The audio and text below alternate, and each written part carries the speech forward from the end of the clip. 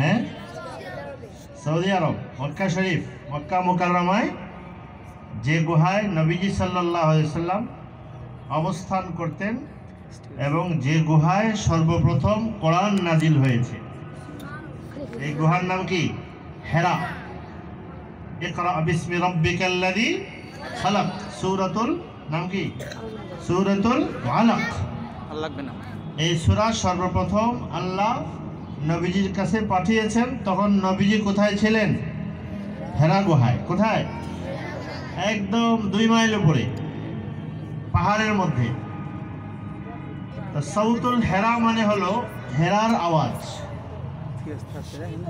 হেরা গুহায় রাসূলুল্লাহ সাল্লাল্লাহু আলাইহি ওয়াসাল্লাম, হাদিস শরীফে আসছে, কানা ইয়াতাআব্বাদু আল-লায়ালিয়া যাওয়াতিল আদাদ। নবী করিম সাল্লাল্লাহু আলাইহি ওয়াসাল্লাম হেরা গুহায় গিয়ে ইবাদত করতেন। ওই এরই এক ধারাবাহিকতায় আল্লাহ কোরআন নাজিল শুরু করেছেন। কোরআন জিবরিল আলাইহিস সালাম নিয়ে এসেছেন এবং নবীজিকে পড়াইছেন, আওয়াজ করে শুনিয়েছেন, পড়িয়েছেন। নবীজি সাল্লাল্লাহু আলাইহি ওয়াসাল্লাম পড়েছেন। ওই আওয়াজ সারা দুনিয়ায় ছড়াইয়া পড়ছে। এই জন্য আমার নানা ছিলেন মাওলানা আরিফ রব্বানী রহমতুল্লাহি আলাইহি। আমার যতটুকু মনে পড়ে, প্রায় 1994 দিকে আমাদের এখানে মাওলানা আব্দুল্লাহ মামুন সাহেবের ওনাদের বাড়ি ওখানে। উনি সর্বপ্রথম এই সাউতুল হেরা নামে একটা মাদ্রাসা করেছেন ময়মনসিংহ। তা আমরা তখন ছোট, কিছু বুঝি, পড়ি, ছাত্র। তা আমাদের কাছে অদ্ভুত লাগছে নামটা, এই আনকমন নাম। মাদ্রাসার নাম তো ইসলামিয়া বিভিন্ন রকমের হয়। তো সাউতুল হেরা যেমন বুঝে আসলে যে নামটা আসলে বড় সুন্দর। হেরার একদম কি আওয়াজ, কোরআন তো হেরারই আওয়াজ। তাই ওনাকে একদিন জিজ্ঞেস করলাম, আপনি দেখি ঘুরে, ওনার বাড়ি ওখানে, আপনি নাম কোথায় পেলেন এত সুন্দর নাম? বলে যে ওখানে উনিও ছোটবেলার, ওনাদের হয়তো একদম শিশুকালের, এটা এখন বেশ প্রসিদ্ধ মাদ্রাসা। তো সাউতুল হেরা মাদ্রাসার ছাত্রদের, হাফেজ ছাত্রদের পাগড়ি প্রদান আসলে একটা হলো পাগড়ি আমলের জন্য আমরা পোশাক হিসেবে পড়ি, আর এখানে পাগড়ি দেওয়াটা হলো এক ধরনের সনদ, একটা সম্মাননা, একটা স্বীকৃতি। এই উদ্দেশ্যে আজকের এই মাহফিল খুব অল্প সময়। এমনও আজকে হলো শবে বরাত, লাইলাতুন নিসফি মিন শাবান। আমি মসজিদেও বলেছি, এই রাত হলো আল্লাহ পাক রব্বুল আলামিনের কাছে ক্ষমা চাওয়ার, আল্লাহর নৈকট্য অর্জনের জন্য বান্দার মেহনত করার সময়। তো এখানে বেশি সময় এখানে নেওয়ার সুযোগ নাই আজকে। অল্প সময়ের মধ্যেই ওনারা হয়তো এসার আগেই প্রোগ্রাম হয়তো শেষের দিকে চলে যাবে। আমি খুব কয়েক মিনিটের জন্যই বসেছি। আসলে 2-4টা ছোট ছোট কথা বলবো। যারা ছাত্ররা আছেন, যারা অভিভাবক আছেন, অনেক ছাত্রের মারাও শুনেছি এখানে এসে হাজির হয়েছেন, তাদের জন্য কয়েকটা ছোট ছোট কথা। প্রথম কথা হলো, কোরআনে কারিমের একটা সূরার নাম আছে সূরাতু আল ফুরকান। বলতে পারেন আপনারা? আছে না? ফুরকান মানে কি জানেন? কোরআন। কোরআনের আরেকটা নাম কি বলেন? কোরআনে মাজিদের আরেকটা নাম কি? ফুরকান।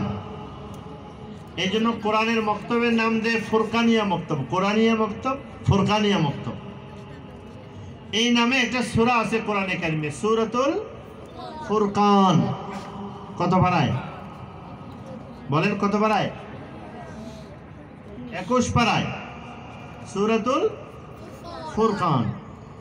ওই সূরার শেষের দিকে আল্লাহ তাআলা আল্লাহর নেককার প্রিয় বান্দাদের কিছু পরিচয় তুলে ধরেছেন। নেককার আল্লাহওয়ালা প্রিয় বান্দারা কারা? একটা পোশাক লাগিয়ে ফেললে, সুন্দর জামা পরে ফেললে, তসবিহ হাতে নিলে, পাগড়ি লাগাইয়ে ফেললেই কি হয়ে যান? আল্লাহর প্রিয় হয়ে যাওয়া যায়। আছে ইবাদুর রহমান আল্লাযীনা ইয়ামশুনা আলাল আরদি হাওনা, আছেনি? নাই কোরআন শরীফে? আল্লাহর প্রিয় বান্দা, তাদের গুণ বৈশিষ্ট্য বলা শুরু করেছেন। বলতে বলতে সূরা শেষ হয়ে গেছে। শেষের দিকে আল্লাহ এই আয়াতেই আল্লাহর প্রিয় বান্দাদের একটা বৈশিষ্ট্য বলেছেন, ওয়াল্লাযীনা ইয়াকুলুনা রব্বানা হাব লানা মিন আজওয়াজিনা ওয়া যুররিয়াতিনা কুররাতা আয়ুন ওয়াজআলনা লিল মুত্তাকিনা ইমামা। আসেনি কোরআন কারিমে? এই তোমরা বলো না, আছে কি আছে? বলো, পড়ো আমার সাথে, বলো, ওয়াল্লাযীনা ইয়াকুলুনা রব্বানা, সবাই পড়েন, রব্বানা হাব লানা মিন আজওয়াজিনা ওয়া যুররিয়াতিনা কুররাতা আয়ুন ওয়াজআলনা লিল মুত্তাকিনা ইমামা। কি অর্থ? আল্লাহ বলছেন আল্লাহর প্রিয় বান্দা তারা যাদের বৈশিষ্ট্যের মধ্যে একটা আছে, এরা আল্লাহর কাছে এই দোয়া সব সময় করে, আল্লাহ আপনি আমার পরিবার পরিজন, স্ত্রী পুত্র সন্তান তাদেরকে এমন বানাইয়া দেন যেন তারা দুনিয়া আখিরাতে আমার চোখের শীতলতা হয়ে যায়। তো এদের একটা বৈশিষ্ট্য হলো সন্তানের জন্য কি করে? দোয়া করে। সন্তানের জন্য কি করে? দোয়া করে। কি দোয়া করে? আবার মুখস্থ করে ফেলেন, এটা অভিভাবকদের জন্য জরুরি। বলে রব্বানা হাব লানা মিন আজওয়াজিনা ওয়া যুররিয়াতিনা কুররাতা আয়ুন ওয়াজআলনা লিল মুত্তাকিনা ইমামা। আল্লাহ আপনি আমাকে এমন সঙ্গী দান করেন, আপনি আমাকে এমন সন্তান দান করেন যে আমাদের চোখের শীতলতা হয়ে যায়, যারে দেখলেও ভালো লাগে, যার কথা শুনলেও ভালো লাগে, যার কথা স্মরণ হইলেও ভালো লাগে, দুনিয়ায় বেঁচে থাকা অবস্থায়ও ভালো লাগে, কবরে গেলেও ভালো লাগবে, হাসরেও ভালো লাগবে, আখেরাতেও ভালো লাগবে। আমরা যারা অভিভাবক আছি এমন সন্তান চাই কি না চাই না? বলেন, আমরা এমন সন্তানই চাই। আল্লাহ তাআলা এটাই শিখাইছেন, এই দোয়া। আমি আর বল, এটাই মূল কথা না আমার। একটা সন্তান খালি রক্তে মাংসের মানুষ হয়ে যাওয়ার নাম সন্তান না। এই জন্য কোরআনে কারিমে সূরাতুর রহমানে আল্লাহ কি বলেছেন? আর রহমান আল্লামাল কোরআন খালাকাল ইনসান। আল্লাহ বলে আর রহমান, খেয়াল করেন, আল্লামাল কোরআন, তিনি কোরআন শিক্ষা দিয়েছেন। খালাকাল ইনসান, এরপরে বলেন মানুষ বানাইছেন। আমি আপনাদের যদি জিজ্ঞেস করি, স্বাভাবিকভাবে বলেন মানুষ আগে বানাইছেন পরে কোরআন শিক্ষা দিয়েছেন। বিষয়টা এমন না? আগে মানুষের জন্ম হবে, বড় হবে, তারপর তারে কোরআন শিক্ষা দেওয়া হবে। তো আল্লাহ বলার সময় বলতেছেন আমি কোরআন শিক্ষা দিছি, তারপরে মানুষ বানাইছি। এর কারণ কি? এভাবে আল্লাহ কেন বললেন? তো এর তো অনেক কথা, এই তাফসীরের কথা। আর একটা সহজে বোঝার জন্য একটা কথা মুফাসসিরিনে কেরাম বলেন যে আসলে মানুষ তো জন্ম হইলে যে মানুষ হয়, এ হলো প্রাণ, জান, প্রাণ, মাটি, রক্তে মাংসে মানুষ। কিন্তু আল্লাহর কাছে প্রকৃত মানুষ রক্তে মাংসে মানুষ হলে সে আল্লাহর কাছে প্রকৃত মানুষ হইয়া যায় না। আল্লাহর কাছে প্রকৃত মানুষ হওয়ার জন্য রক্তে মাংসের মানুষকেও কিছু গুণ, বৈশিষ্ট্য, যোগ্যতা অর্জন করা লাগে না? আপনারা যখন কোনো মানুষ কোনো অঘটন ঘটায়, খারাপ কাজ করে, চুরি করে, ডাকাতি করে, দুর্নীতি করে, খুন খারাপি করে, মানুষ কি বলে তারে? তো এটা তো মানুষ নয়, আস্ত একটা পশু, বলে না? আমরা বলি কি না? বলে তো মানুষ নয়, কি পশু। কেন বলে?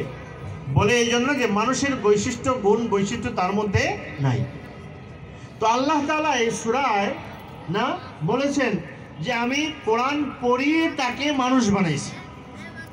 জন্মের সময় মানুষ ছিল রক্তে মাংসে মানুষ, কিন্তু যখন আল্লাহ কোরআন পড়ে দিন ইলম শিখে সহিভাবে আমল করে, তখন সে গুণগত বৈশিষ্ট্যগত মানুষ হয়, বৈশিষ্ট্যগত মানুষ হয়।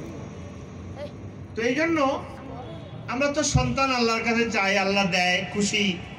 সন্তান নিয়ে আমি কত গর্ব করি, আনন্দ করি, তৃপ্তি করি, কত পরিকল্পনা করি আমার সন্তান আমার সন্তানের ফিউচার এটা হবে, ভবিষ্যতে এটা করবে, অমুক দিন এটা করবে, করি না আমরা? এ কথা মনে হলেই তো বিখ্যাত ওই ঘটনা মনে পড়ে, সহিহ বুখারী শরীফে আছে। রাসূলুল্লাহ সাল্লাল্লাহু আলাইহি ওয়াসাল্লাম শুনাইছেন, নবীজি নিজে গল্প শুনাইছেন, সহি গল্প, যাতে কোনো সন্দেহ নাই। নবীজি বলেন, একদিন এক মা তার ঘরের বারান্দায় এইভাবে চেয়ারের মধ্যে বসে আছে, কোলের মধ্যে একটা বাচ্চা, বাচ্চার বয়স ধরেন 3, 4, 5 মাস। 3 মাসের বাচ্চা কি হাঁটাচলা করতে পারে, খাওয়া দাওয়া করতে পারে, নিজে নিজে কথা বলতে পারে? কিছুই পারে না। 3, 4 মাসের বাচ্চা কোলে নিয়ে মা বসে আছে।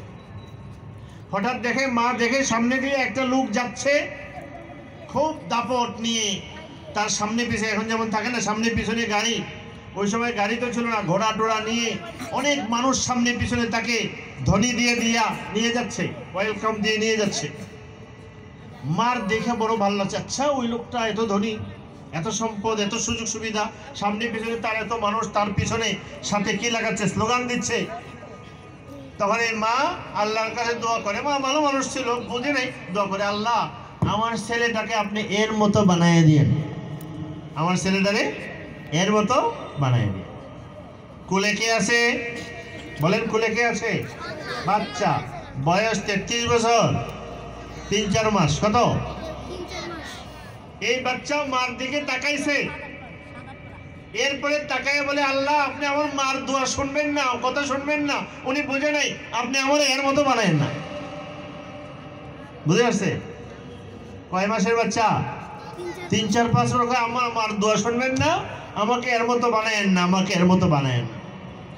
মা তো আমার বিস্ময়ে থ খেয়ে গেছে, এটা কি কয়? এই বাচ্চা চুপ করে বসে রয়েছে, কিছু করার নেই। বাচ্চা হঠাৎ করে এভাবে কথা বলে উঠলো, বসে আছে।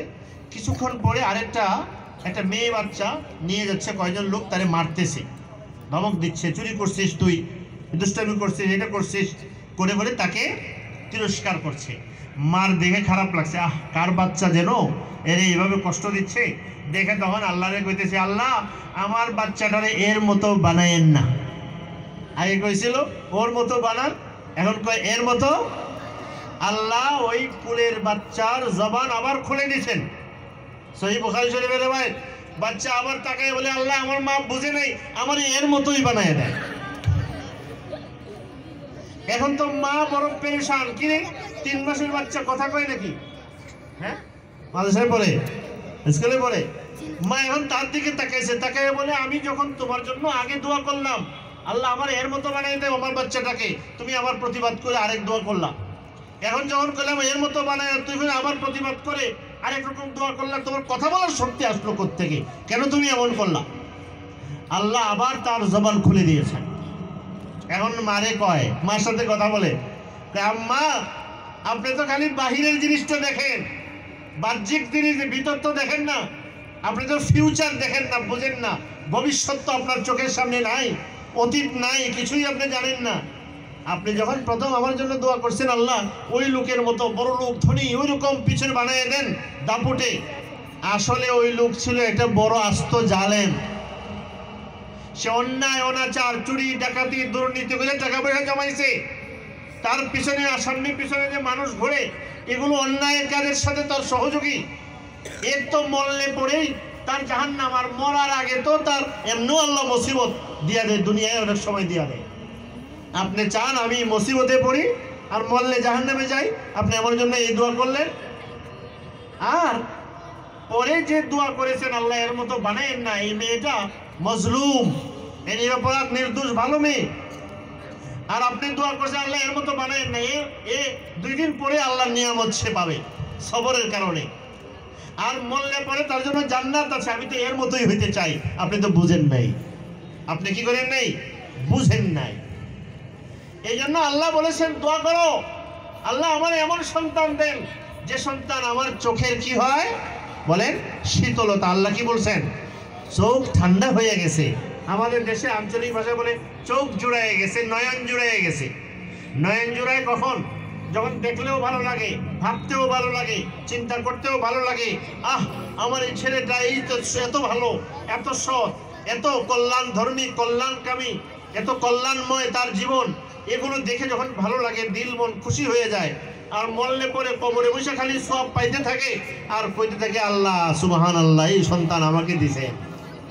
এটার নাম হলো চোখের শীতলতা। এই দোয়া আল্লাহ শিখাইছেন।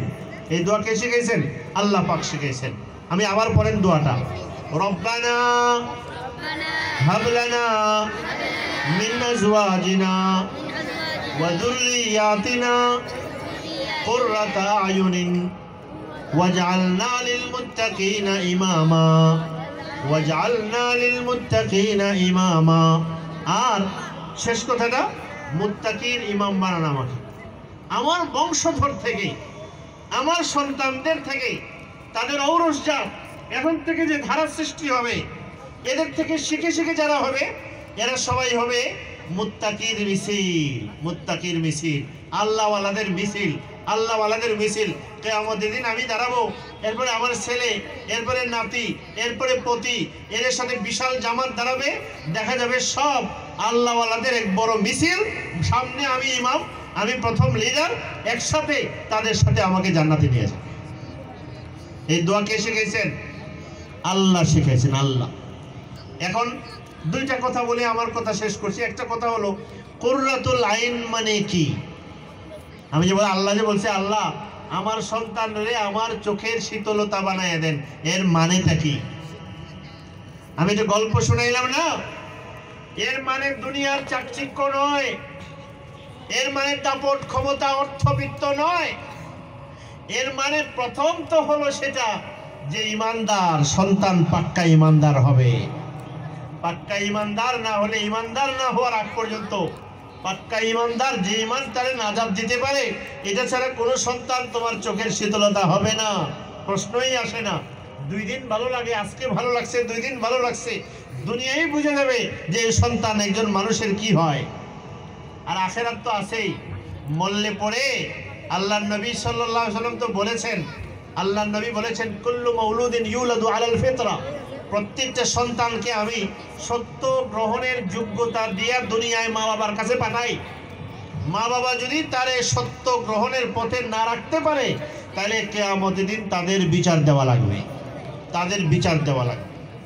এই জন্য আমরা যারা এখানে আছি, অভিভাবক, মহিলা অভিভাবক, অভিভাবিকা যারা আছি, তাদের প্রতি আমার দুইটা কথা। একটা কথা হলো আল্লাহ তাআলা আমাদের যাদেরকে সন্তান দিয়েছেন, সে মাদ্রাসায় পড়ুক আর স্কুলে পড়ুক আর নাই বা পড়ুক, যাই পড়ুক, যেই অবস্থায় থাকুক, আমরা তো চাই আমার এই সন্তানটা দুনিয়া এবং আখেরাতে আমার সুখের, খুশির, তৃপ্তির ওসিলা হোক।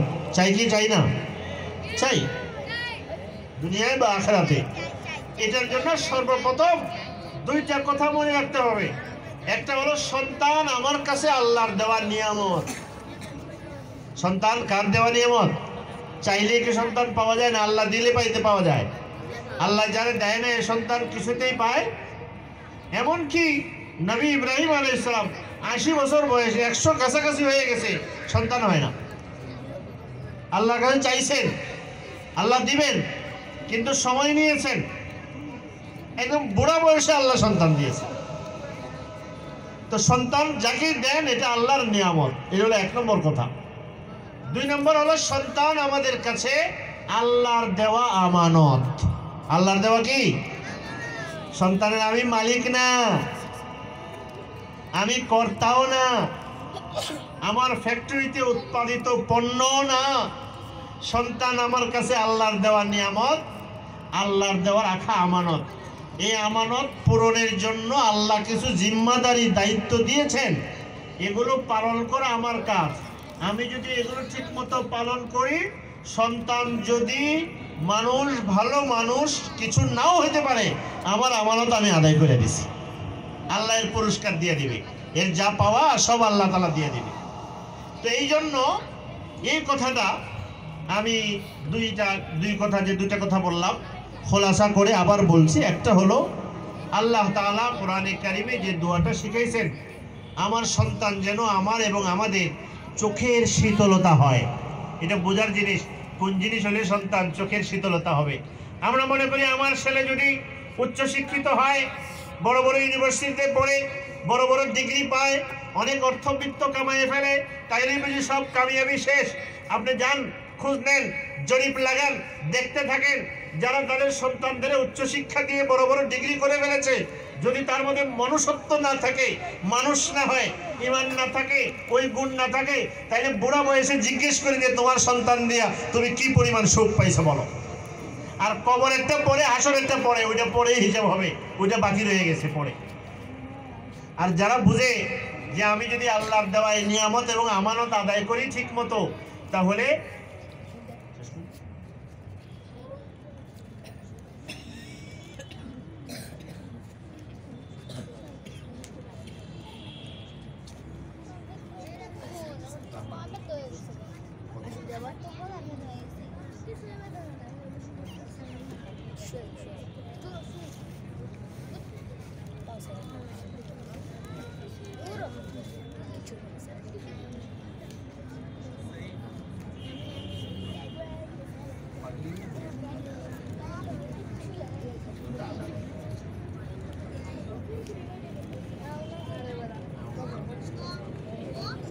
صل على محمد وعلى آل محمد كما صليت على إبراهيم وعلى آل إبراهيم إنك حميد مجيد اللهم بارك على محمد وعلى آل محمد كما باركت على إبراهيم وعلى آل إبراهيم إنك حميد مجيد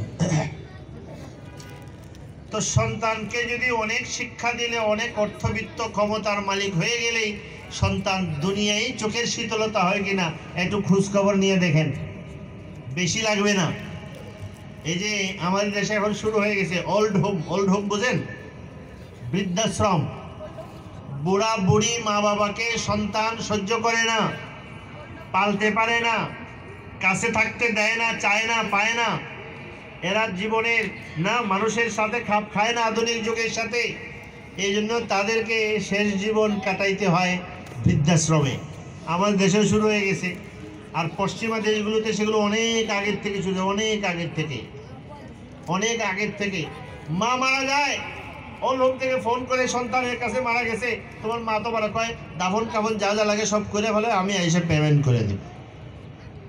বুঝতে পারছেন? কোররাত আয়ুন, চোখের শীতলতা। একজন প্রফেসর ছিলেন কুষ্টিয়া বিশ্ববিদ্যালয়ের, উনি পিএইচডি করতে গেছিলেন আমেরিকাতে, সম্ভবত আমেরিকা। উনি একটা কথা বলতেন, মানে আমার নিজের দেখা, সেটা হলো একজন সন্তান তার মা বাবাকে ওল্ড হোমে ফেলে রাখছে, আর সে কুকুর পালে। বরফের দেশ, বাইরে -50 না -30 ঠান্ডা, মানে বরফের চেয়ে ফ্রিজের চেয়েও আরও কি বেশি থাকে, এত ঠান্ডা যে ফ্রিজ লাগে না। মানে গোস্ত পলিথিনে ভুইরা জানলা দিয়ে পোলায় রেখে দিলে, বাইরে রেখে দিলে ওটা এমনি কি বরফ হয়ে থাকে, ফ্রিজ। রাত্রে 2টার সময় 3টার সময় কুকুরের পায়খানা ধরছে, কুকুরে নিয়ে বাইরে দাঁড়ায় থাকে, কুকুর পায়খানা শেষ করলে আইসা তার নিয়ে ঘরে আসে, কিন্তু মা বাবার দেখার সময় তার নাই। এটার নাম কি? চোখে। হুমায়ুন আহমেদ, সে তো আর দিনদার ছিল না, সে তার আত্মজীবনীতে আমেরিকাতে পিএইচডি করেছে, সে লিখছে, উনি লিখছে যে এই ওল্ড হোমে যে হোস্টেলে সে থাকতো, ওখানে অনেক এরকম ছিল ওল্ড হোম, যারা বুড়া বুড়া মা বাপরা থাকতো, তাদের কষ্টের দুঃখের পেরেশানি জীবন। এরা কথা বলার লোক পায় না, পয়সা দিয়ে ভাড়া করে আনে যে তুমি আমার সাথে থাকো, 1 ঘন্টা কথা বলো, তোমার এত টাকা দেবো। ভাড়া করে আইনে কথা বলে শান্তি পাওয়া যায়? ছেলের সাথে 2টা কথা বলা, মেয়ের সাথে, নাতির সাথে, নাতনির সাথে কথা বলা, আর ভাড়া করা লোকের সাথে কথা বলা। ভাড়া করা লোকের সাথে কথা বলতে মেশিনের সাথেও কথা বলতে পারে। কথা বুঝে আসছে? তো সন্তান কখন চোখের শীতলতা হয় এটা জানা দরকার, শেখা দরকার। দেখেন, সন্তান যদি মানুষের মতো মানুষ হয়, তখন এই সন্তান চোখের শীতলতা হয়। আল্লাহ তাআলা বলেছেন, وَقَضَى رَبُّكَ أَلَّا تَعْبُدُوا إِلَّا إِيَّاهُ وَبِالْوَالِدَيْنِ إِحْسَانًا إِمَّا يَبْلُغَنَّ عِندَكَ الْكِبَرَ أَحَدُهُمَا أَوْ كِلَاهُمَا فَلَا تَقُل لَّهُمَا أُفٍّ وَلَا تَنْهَرْهُمَا وَقُل لَّهُمَا قَوْلًا كَرِيمًا وَاخْفِضْ لَهُمَا جَنَاحَ الذُّلِّ مِنَ الرَّحْمَةِ ওয়াকুর রাব্বিরহামহুমা কামা রাব্বায়ানি সগীরা। কোরআনে আল্লাহ বিধান সূরাতুল বনী ইসরাইল আল্লাহ মুসলমানরে ঈমানদাররে শিখাইছেন আল্লাহর সিদ্ধান্ত আল্লাহ তা'বুদু ইল্লা ইয়া। এক নম্বর আল্লাহর সাথে শিরক করতে পারবে না, আল্লাহর ইবাদত করো। ওয়া বিল ওয়ালিদাইনি ইহসানা। তুমি জওয়ান হও, বৃদ্ধ হও, মা বাবা বুড়া হোক, জওয়ান হোক, মা বাবার প্রতি শুধু হুকুম মানলে চলবে না, শুধু হুজুর আমি তো টাকা পয়সা যা যা লাগে সব দেই, এটা না। মা বাবার প্রতি ইহসান, ইহসান দয়া এবং মমতার সম্পর্ক না, মহব্বতের সম্পর্ক না, এটা সম্পর্ক প্রতিষ্ঠা করো, এটা তোমার আল্লাহর দেওয়া। ওয়াখফির লাহুমা জানাহাল যুল্লি মিনার রাহমা ওয়াকুর রাব্বিরহামহুমা কামা রাব্বায়ানি সগীরা। একদম এরপরে বলেছেন কেমন কেমন কেমন ইহসানের সম্পর্কটা কেমন। তাই এরা যদি তোমারে কোনো সময় বুড়া মা বাবা জ্বালা যন্ত্রণা দেয়, কষ্ট দেয়, তাহলে কষ্ট পাইয়া তুমি কি করবা? তুমি কষ্ট পাইয়া কয় আমার মা বাবা হুজুর আপনার মা বাবার মতো না, আমার বাবা মানে জ্বালায় অনেক, এই জন্য আল্লাহ বলে জ্বালাইলেও তুমি এমন ভাবে ধৈর্যের সাথে মোকাবেলা করবা, উফ শব্দটাও বলবা না, লা তাকুল্লাহু উফ ওয়ালা তানহারহুমা, প্রশ্নই আসে না মা বাবাকে কোনো তুমি ধমক দাও। ওই ইমানদার সন্তান হইলে যদি সন্তান মা বাপরে খাওয়াইতে নাও পারে, মা বাবার কাছে এই সন্তান চোখের শীতলতা, চোখের ঠান্ডা।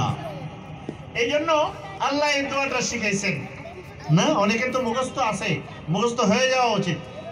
সূরাতুল ফুরকান কি বলেছি? সূরাতুল ফুরকান রব্বানা হাব লানা মিন আজওয়াজিনা ওয়া যুররিয়াতিনা কুররাতা আয়ুন ওয়াজআলনা লিল মুত্তাকিনা ইমামা।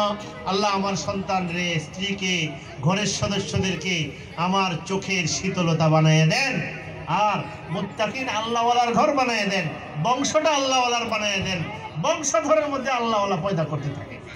এটা এই দোয়া, দোয়া করলে তখন আসলে আমার গোল ঠিক হয়ে যাবে, গোল হাদাফ, আমার সন্তান নিয়ে আমার কি পরিকল্পনা, এই দোয়া করতে থাকে, এই দোয়ারে জিকির বানিয়ে ফেলেন, দেখবেন আপনার সন্তান নিয়ে প্ল্যানিং এটা এমনি এমনি ঠিক হয়ে যাবে। যে কি দোয়া করছো আল্লাহর কাছে? আল্লাহর কাছে কইছে আমার সন্তান যেন দুনিয়া আখিরাতে আমার চোখের শীতলতা হয়। তাহলে আপনি সন্তানকে কি করবেন? তো আপনার গোল এখান থেকে ঠিক হয়ে যাবে, কি চান সন্তান থেকে। আমি কিছু চাই না, আমার তো আল্লাহ মার পেটে পালছে, মায়ের পেটে পালছে না আল্লাহ। মার পেটে আপনার দোকান কয়টা ছিল, চাকরি কয়টা ছিল, টাকা পয়সা কত ছিল, শক্তি কি ছিল? আপনারা আপনার আল্লাহ মার পেটে পালছে, এখনো পালছে, বার্ধক্যও পালবে।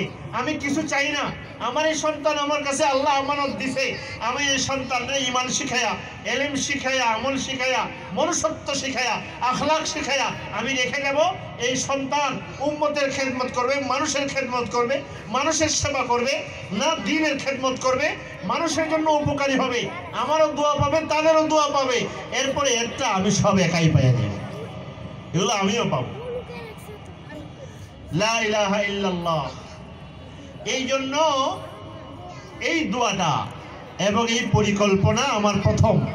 আমি এর সাথে দুইটা কথা বলছিলাম যে আমার সন্তান স্কুলে পড়ুক, কলেজে পড়ুক, মাদ্রাসায় পড়ুক, হাফেজ, যেটাই আমি চাই, ওখানে আমার দুটো কথা মনে রাখা। একটা হলো সন্তান আমার আল্লাহর নিয়ামত, দুই নম্বর সন্তান আমার কাছে আল্লাহর দেওয়া আমানত। আল্লাহর দেওয়া আমানত আদায় করা আমার জন্য জরুরি। কেউ যদি সন্তানরে আল্লাহর দেওয়া আমানত মনে করে তার পিছনে খরচ করে, খেয়াল করেন আমার সন্তানের পিছনে মাসে 10,000 টাকা খরচ আমি কেন করি? সন্তান আমার দেওয়া আল্লাহর কাছে, আমার কাছে দেওয়া আল্লাহর আমানত। তাহলে 10,000 টাকা প্রতি মাসে খরচ করে 10,000 টাকা সদকার সওয়াব পাবে। পাইছেন নি? আল্লাহ কাছে আমার আমানত তোমার কাছে খরচ করো, তোমার সওয়াব দেব। আপনি যত এফোর্ট দিলেন এর পিছনে, যত মেহনত দিলেন, যত শ্রম দিলেন, প্রত্যেকটার জন্য আপনি সওয়াব পাইবেন। যদি এই সন্তান ভবিষ্যতে কোনো কারণে মানুষ না হয়, নূহ আলাইহিস সালামের ছেলে ছিল না? ছিল কি না? নূহ আলাইহিস সালামের ছেলে নবী, ছেলে বেঈমান, ছেলে বেঈমান। নূহ আলাইহিস সালাম যখন বন্যা আসছে, ছেলেকে বলছেন ইয়া বুনাইয়া ইরকাম মা'না, قال ساوي الى جبل يعصمني من الماء। কে বাবা আসো, ঈমান আনো, মুসলমান হয়ে যাও, আর আমার নৌকায় ওঠো, বাঁচবা, নাইলে আর বাঁচবে না। قال سآوي إلى جبل يعصمني من الماء কিচ্ছু লাগবে না, দেখেন না পাহাড় দেখেন না, আমি উঠবো বেঁচে যাব, তোমার বন্যা কই যাইবো কি হবে। নূহ আলাইহিস সালামের ছেলে বলতেছে ঢেউ আসছে সাথে সাথে ডুবাইয়া নাকানি চুবানি খেয়ে মরে গেছে। নূহ আলাইহিস সালাম নবী, তো তার ছেলের পিছনে উনি আমানত আদায়ের মেহনত করেছেন, যদি না হয় এর জন্য আল্লাহ আপনাকে ধরবে না, ইনশাআল্লাহ তাআলা। আর যদি আপনার প্ল্যানিং ঠিক না থাকে, গোল ঠিক না থাকে, উদ্দেশ্য ঠিক না থাকে, আমানতের পরিকল্পনা না থাকে, আর যদি সে বিপদগামী হয়, প্রত্যেকটা পাই করে হিসাব দেওয়া লাগবে।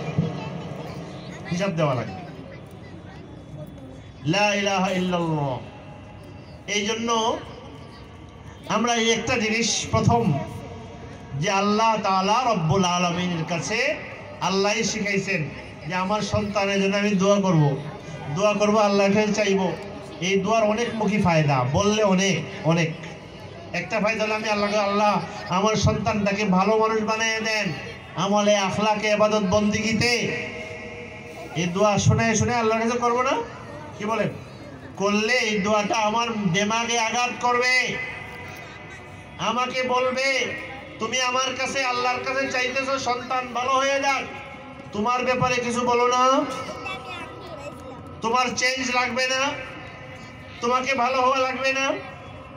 তুমি একই জায়গায় চাইতেছো, একই দরবারে তো দুইটাই চাওয়া যায়, নিজেরটাও চাওয়া যায়, তাহলে খালি সন্তানেরটাই চাইবা? এই দোয়াই আপনাকে জিজ্ঞাসা করবে, প্রশ্ন করবে, এই দোয়াই আপনার কাছে দাবি তুলবে, এই দোয়াই আপনার চেতনা জাগাবে, এই দোয়াই আপনাকে জাগাবে যে না, আমি যদি ভালো কিছু ফল চাই, মেশিন ফ্যাক্টরিকে তো কি করতে হবে, ভালো লাগবে না? লাগবে। পরিবেশ ভালো করতে হবে, আমার পরিবর্তন আগে লাগবে। তাইলে এই দোয়াটার একটা বড় ফায়দা, এটা নিজের মধ্যে কি করে আসর করে। আল্লাহ কোরআনে কারিমে একটু শক্ত ভাষায় বলেছেন, লিমা তাকুলুনা মা লা তাফআলুন কাবুরা মাকতান ইনদাল্লাহ আন তাকুলু মা লা তাফআলুন। হে মানুষরা, তোমরা নিজেরা যেটা করার নিয়ত করো না, চেষ্টা তো না, নিয়ত করো না, আর এই জিনিস মানুষকে বলে বেড়াবা, এটা তো ভয়ের বিষয়, এটা আল্লাহর কাছে বড় অপছন্দনীয়। এই জন্য কাউকে কিছু বলার সময় আগে নিজে অন্তত নিয়তটা করে নিও যে আমিও এটা করব, আমি এখন বলতেছি আমি এটা করব, নিয়তটা অন্তত করে নাও। তো এই দোয়াটা সন্তানের প্রতিপালনের মেহনতের সময়, তার জন্য নসিহতের সময়, তার জন্য দোয়ার সময় নিজের মধ্যে আঘাত করে এবং নিজেকে তখন ভালো হওয়ার অনুপ্রেরণা পাওয়া যায়। আর এই দোয়ার মধ্যে আছে ওয়াজআলনা লিল মুত্তাকিনা ইমামা, আল্লাহ আমারে প্রধান বানান, আর আমার পিছনে মুক্তাদি হবে, অনুসারী হবে মুত্তাকি আল্লাহওয়ালারা, মানে আমার সন্তানের পরে নাতি, নাতির পরে পতি, আরও যারা আছে তাদের ছাত্র শিষ্যরা, এরা যদি আমি যদি ইমাম হই তো আমার এদের মতো হওয়া লাগবে না, এর যে ভালো হওয়া লাগবে না? এই অনুপ্রেরণা আমাকে দেয় না? এই দোয়াই আমাকে এই অনুপ্রেরণা দেয়। আল্লাহুম্মা সাল্লি আলা মুহাম্মাদি ওয়া আলা আলি মুহাম্মাদ শরীফ পড়েন, আল্লাহুম্মা সাল্লি আলা মুহাম্মাদি ওয়া আলা আলি মুহাম্মাদ কামা সাল্লাইতা আলা ইব্রাহিমা ওয়া আলা আলি ইব্রাহিমা ইন্নাকা হামিদুম মাজিদ। তো একটা কথা দিয়ে আমি শুরু করেছিলাম, সেটা হলো কোরআনে কারিমে আল্লাহ বলেছেন, এটা আল্লাহর নেককার বান্দাদের সিফাত, তার বৈশিষ্ট্য হলো সন্তানকে ভালো বানানোর চেষ্টা করে, দোয়া করে, চর্চা রাখে, এটা তার প্রথম কাজ। 2 নম্বর, আমি গল্প শুনাইছি, কুররাতু আয়ুন মানে কি, চোখের শীতলতা মানে কি, ভবিষ্যৎ কি। আমাদের চোখে তো কোনো ভবিষ্যৎ আমরা দেখি না, ভবিষ্যৎ আল্লাহ যেটা ঠিক করে দিয়েছেন, নির্ধারণ করে দিয়েছেন, ওইটাই ভবিষ্যৎ। আল্লাহর নিয়ামত, আল্লাহর বিধান, আল্লাহর তরিকা অনুযায়ী আমি সন্তান প্রতিপালন, সন্তানকে বড় করা, এই চেষ্টা শুরু করলে আল্লাহ পাক রব্বুল আলামিন আমার এটা কবুল করে নিলে, কি হইল না হলে সেটা পড়ে আল্লাহ আমাকে আমার বদলা ইনশাআল্লাহ তাআলা দিয়ে দিবে, ইনশাআল্লাহ তাআলা দিয়ে দিবে।